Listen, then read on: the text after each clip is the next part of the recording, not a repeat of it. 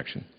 Mr. President, I submitted a resolution on behalf of myself and Senator Tom Udall to amend Rule 19 and Rule 22 of the Standing Rules of the Senate. And I ask unanimous consent the Senate proceed to the immediate consideration of the resolution. Is there objection? Mr. President, for purposes of having the resolution go over under the rule, I object. Objection is heard. The measure will go over under the rule. Thank you, Mr. President. I note the absence of quorum. The clerk will call the roll. Mr. Akaka.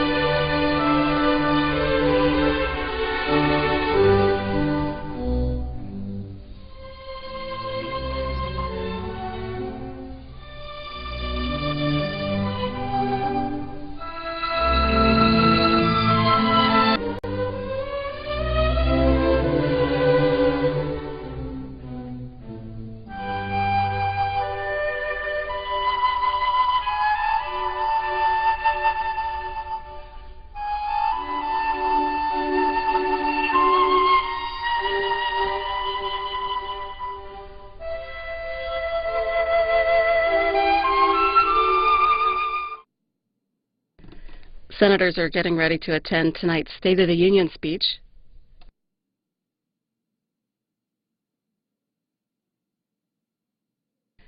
Senators are getting ready for tonight's State of the Union speech. President Obama appearing in the House chamber. The New York Times writing that President Obama will lay out his case for investment in education and infrastructure while tempering his call for new initiatives given the country's fiscal challenges.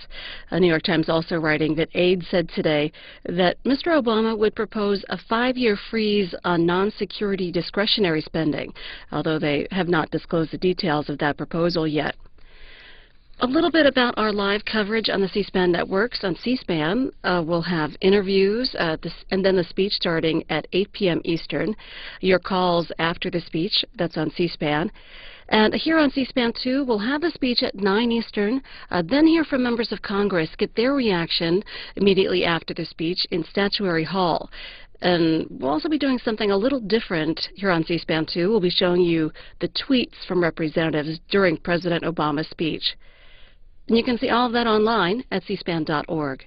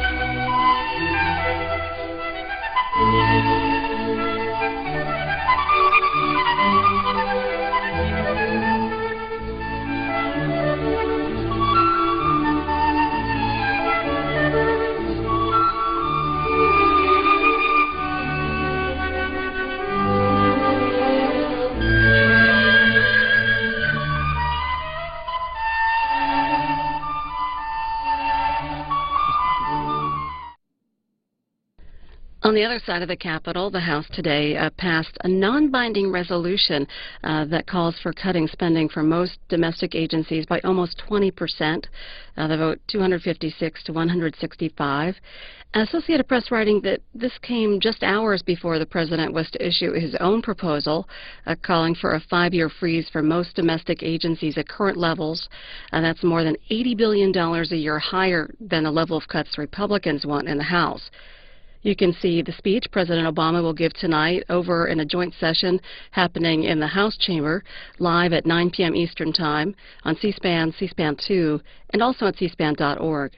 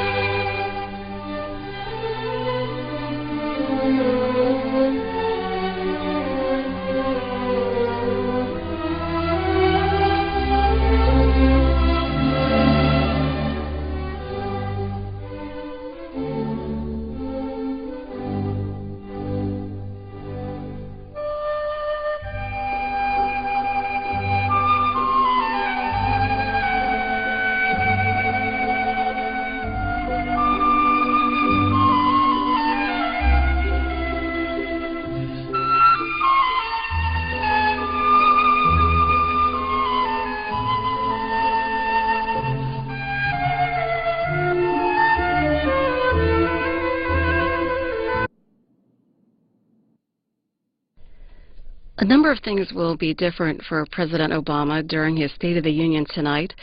Sitting behind the president, the new Republican Speaker of the House, John Boehner, sworn into his position as second in line to the presidency.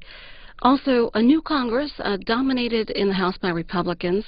They'll be sitting elbow to elbow with Democrats rather than the traditional arrangement with Republicans to the president's left and Democrats to his right. Associated Press writing that many in both parties will be wearing black and white lapel pins, signifying the deaths of the Tucson victims and the hopes of the survivors. Our live coverage tonight on C-SPAN will start at 8 p.m. Eastern Time with interviews, then the speech at 9. After our coverage on C-SPAN, your phone calls. Here on C-SPAN 2, a little different coverage here. We'll be showing you tweets from representatives during the president's speech. That's at 9 p.m. Eastern Time.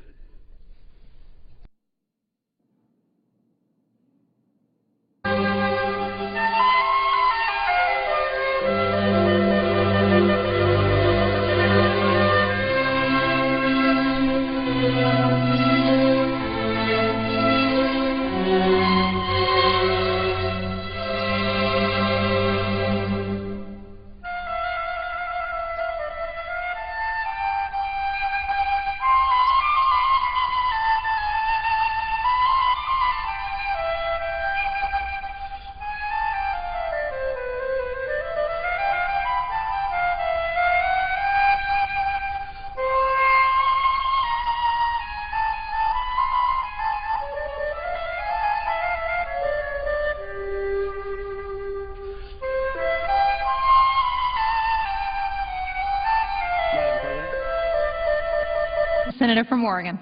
Madam President, I ask that the quorum call be vitiated. Without objection. Thank you, Madam President. Ask unanimous consent to speak on the issue of Senate rules. I will be joined by a few colleagues in a few minutes. The senator is recognized. Thank you, Madam President. The reason I'm rising to talk about rules is that we are at the start of a new two-year period for Congress. And this is the appropriate time to be considering how well the Senate is working and whether we should amend the rules by which the Senate functions. Now, the last major debate over amending the rules was in 1975. The reason that there was a debate that particular year is that in 1973 and 1974, the Congress that preceded, there were 44 filibusters, each eating up about a week of the Senate's time. There was a tremendous amount of frustration over the dysfunction of the U.S. Senate. So at the start of the Congress that began in 1975, there was an enormous amount of debate that went on for weeks. All kinds of motions. The spreadsheet tracking them fills pages. In the end, what this body, the U.S. Senate, decided to do was to change the rule that requires 67 senators to terminate debate and have a final vote on a bill, and replace it with a decision to have 60 senators required to end debate and have a final vote on a bill. This is so-called cloture motion. Now, we are in a period immediately preceded by the 2009-2010 Congress. In 2009 and 2010, we didn't have 44 filibusters. We had 135 filibusters. In other words, the Senate has been 3 times as dysfunctional as it was preceding the last major debate in this chamber over rules. Since each filibuster delays the work of the Senate for approximately a week under the rules, if you have 135 objections in a 2-year period, that'd be 135 weeks of delay in a 104-week period. Obviously, many things are not going to get done with that type of obstruction. And indeed, during 2010, this chamber was unable to pass a single appropriations bill of the 13 appropriations bills traditionally taken under consideration, debated on this floor, and sent forward. And why is that important? Because in the appropriation bills, we make decisions about what the most pressing problems in America are and how we're going to allocate resources to address those pressing problems. But we didn't fail to do this in one or two areas. We failed to do it in all 13. Furthermore, this body did not pass a budget during the last year, 2010. This body did not proceed to advise and consent on all the nominations that came before it. In fact, it left over 100 nominations pending. Now, this merits a little bit further discussion, because under the Constitution, it is the Senate, this esteemed chamber, that weighs in on the President's nominations to fill key executive branch positions. And it is this chamber that weighs in on the President's recommendations to fill judicial positions, to assign judges. And if we never get to the debate on the floor of the Senate, then we haven't fulfilled our constitutional responsibility to advise and consent. And in fact, we've wounded the executive branch, and we've damaged the judicial branch. And certainly under our theory of balance and powers, it was never envisioned that the advise consent function of the Senate would be used to damage the other branches of government. So we have failed in our responsibility. Furthermore, we've left over 400 House bills lying on the floor, collecting dust, unprocessed, unconsidered. Indeed, the saying in the U.S. House of Representatives is the U.S. Senate is where good House bills go to die. It is appropriate that as we start a new two-year period, we ask ourselves, how should we address this dysfunction? There was a time in which the Senate was called the greatest deliberative body in the world. Unfortunately, today there is very little deliberation in the U.S. Senate. No appropriation bills, nominations unprocessed, hundreds of House bills untouched, a budget incompleted. The main culprit in this is the filibuster. A filibuster which is kind of street language, if you will, for an objection to the regular order of holding a majority vote and triggering about a week delay in the Senate's process. And it also triggers a supermajority of 60. It has gotten to the point where this body, instead of fulfilling its constitutionally envisioned function as a majority body, a body that would need 51 votes, is functionally becoming a supermajority body. Now, the framers of the Constitution were very clear, and they laid out a supermajority required for particular purposes, a supermajority that's required to approve treaties, or a supermajority that is required to impeach, but not to pass legislation. That wasn't the vision. So today I rise to say we can do better in the U.S. Senate, and that we owe it under our constitutional responsibilities to do better. And there are a series of proposals that have been filed. And one of my colleagues has arrived, Senator Udall, who has been a key leader, enormously instrumental in this effort to reform the Senate.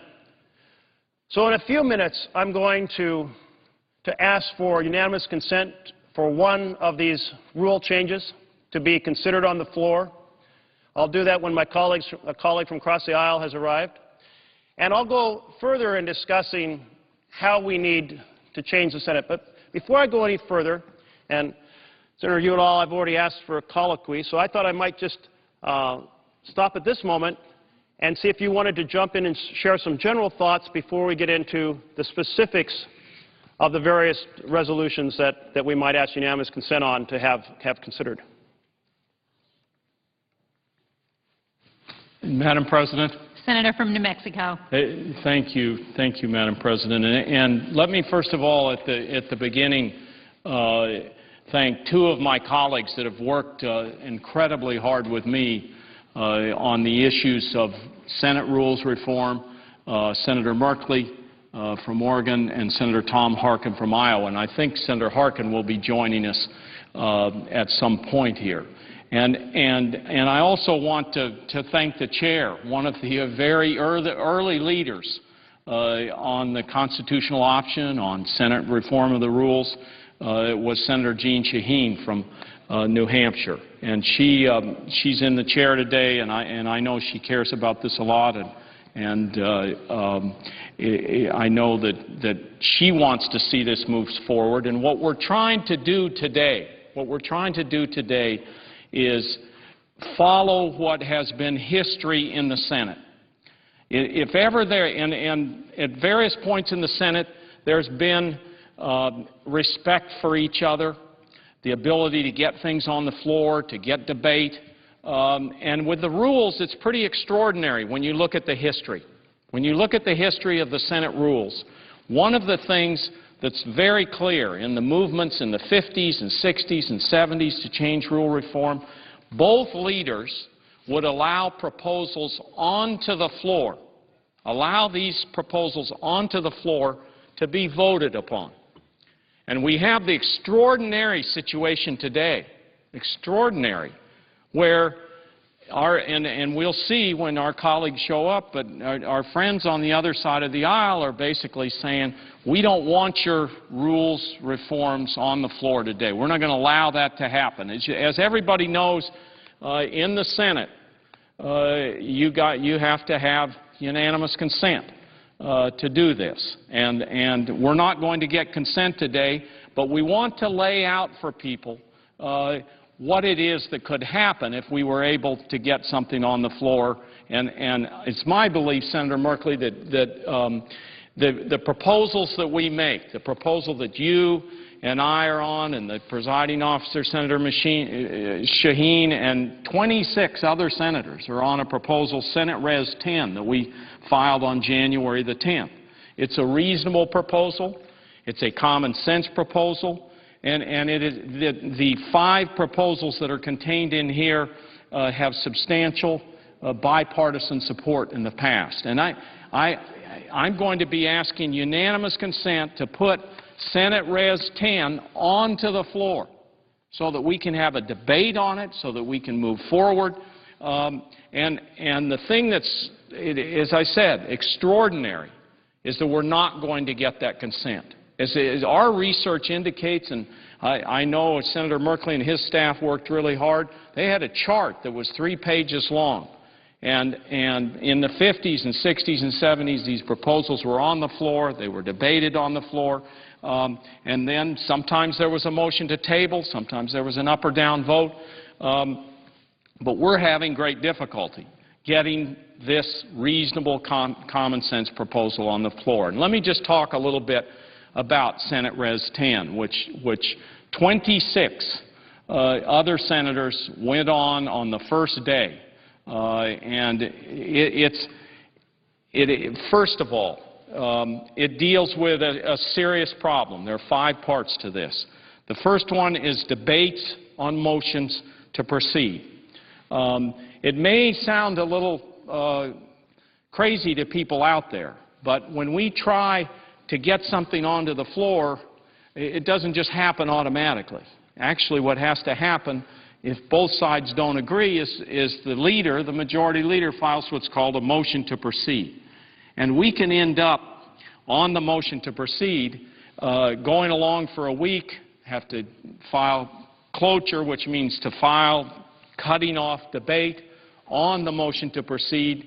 And then with all the ripening time and everything, it takes about a week to get through that. So you can get at the end of the week, and if you don't get the 60 votes to cut off debate on the motion to proceed, you're back to square one and you've wasted a week. And that is what we believe is a dilatory tactic. It doesn't let us get to the point, which is the people's business. Please, Senator Merkley. I could interrupt for a moment. I just want to clarify what you've just said, which is that a supermajority of the Senate, after perhaps a week of debate, is required just to get to the point that you might be able to start debate on a bill, and that the Senate wastes weeks and weeks and weeks and weeks debating whether to debate rather than doing the people's business. That's a problem.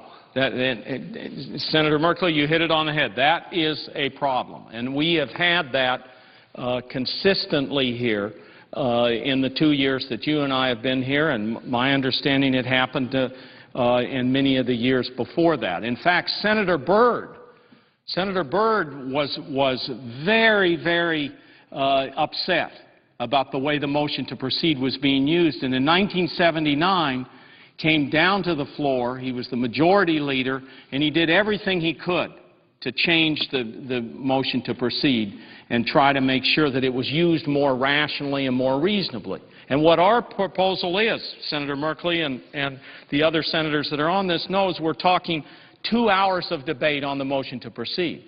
So rather than wasting a week, if Majority Leader Reid comes down and says we're going to proceed to a piece of legislation about jobs, and he puts it on the floor, the side over there gets an hour and our side gets an hour, and then we're on the piece of legislation, ready to have amendments filed, ready for debate to take place.